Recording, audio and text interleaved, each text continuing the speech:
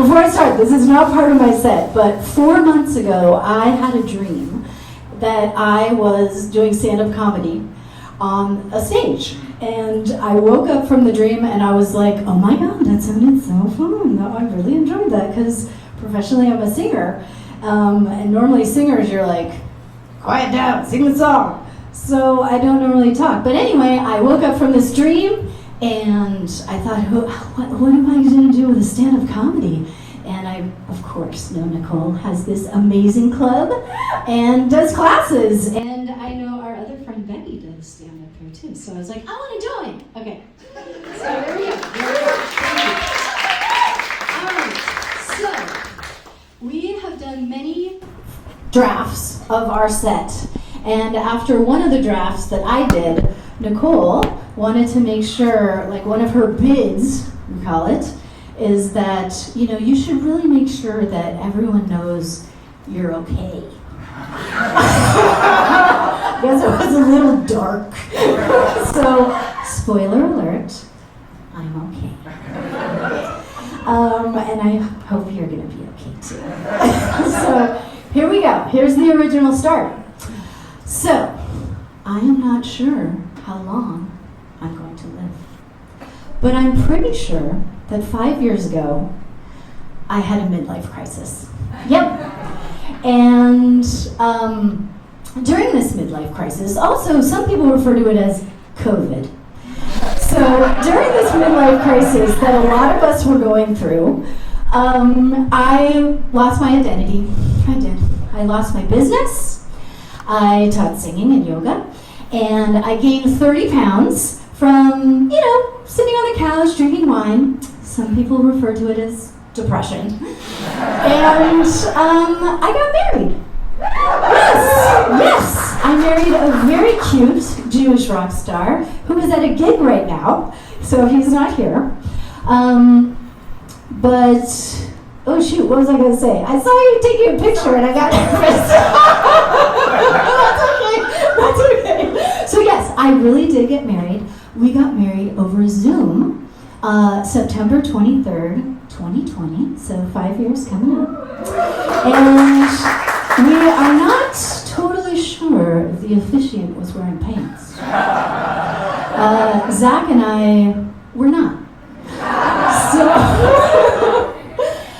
but, you know, I have kept this marriage going for 5 years, despite my chubby, depressed failure vibes.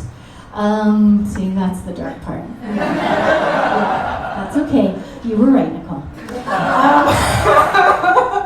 But things have gotten better. See how cheerful I am? Things have gotten better, and this past summer, I actually went with many people in this room to my high school reunion.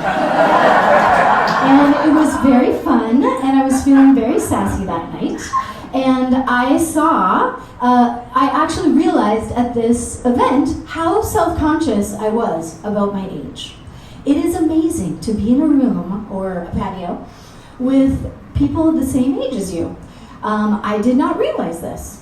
I did not have to be cool or, you know, maybe motherly for people younger than me. I did not have to have my shit together or be nice to people who are older than me. I could just be middle-aged and bloated like everyone else. It was fabulous. So at the event, I actually saw my middle school and high school crush. It was amazing. You guys don't even know who he is. I had a crush on him so hard, and I never spoke to him, ever. I actually saw him at our 10-year reunion. Did not speak to him that night either. I remember like feeling the energy in my feet, and nope, it didn't happen. So at the 4th reunion, I decided tonight's the night. So I went up to where he was talking to people, and I was like, hi, I'm so-and-so from so-and-so, which I'm not sure why I said that, because we were all from so-and-so. But they remembered me, and we talked for a few minutes, you know, reminiscing about the Beastie Boys and Boys to Men, how much we missed them from the 90s. And after a couple of minutes, this crush, let's call him Stephen Frionis, because that's his God-given sexy name. Don't tell Zach I said that. He said, wow, you have good vibes. I died. I went to heaven. I came back. I had a panic attack. And I was like, okay, you gotta say something clever. You gotta say something clever. So I said, oh, well, you know, I've had a lot of therapy, I guess. Why did I say that? I don't know why I said that. And I was like, yeah, I was such a stressed out bitch. And he was like, oh, you were an SOB? And again, I died, I swooned. He's so smart, you guys. Don't tell Zach I said that. So anyway, we talked for a few more minutes, and I was high completely, but also like regretfully awkward that I could not come up with something more clever to say. So I went home, and I started to beat myself up. But then I remembered, you know what, 5 years ago, I was very depressed. I was chubby and sad. How did I get back to these good vibes? So I came up with a theory. You may know this theory. The 3 Ps. Pilates, prayers, and Prozac. Yeah. Pilates, we gotta tighten it up again, right? Get those 3. I still have a few more to lose, but okay. Prayers, because God help me. And Prozac, because fuck you perimenopause, okay? I am gonna mainline this serotonin and dopamine, and I don't care. So, but more on the prayers part, I'm almost done.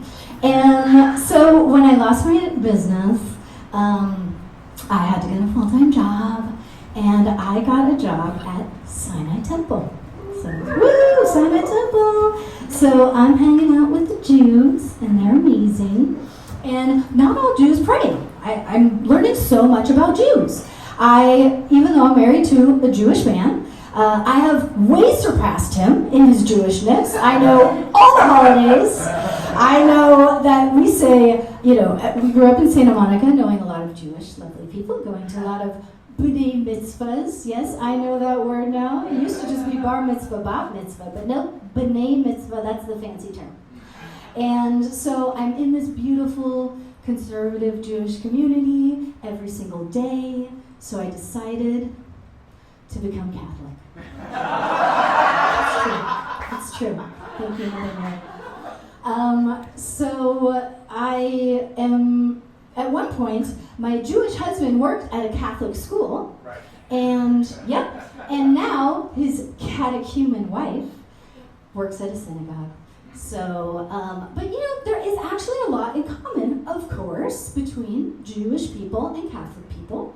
They have their shared Google Doc of the Old Testament, you know, a lot of cross-checking and comments and suggestions in there.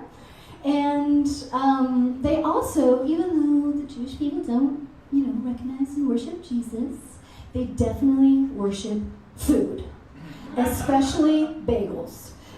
Because there have been events, I've helped plan events, and there have been events where people call me and say, what is the menu? And if they don't know the food's going to be, they will not come to the event. And I'm here for it, I get it. So anyway, here's the good news. I told you there'd be a happy ending, and I'm okay. I am actually reopening that business that I lost. Yes, in the exact same suite, in the exact same place. A tenant and friend said, hey, the people who came after you are leaving, do you want to come back? And I said, fuck yes! I have good vibes now, hello.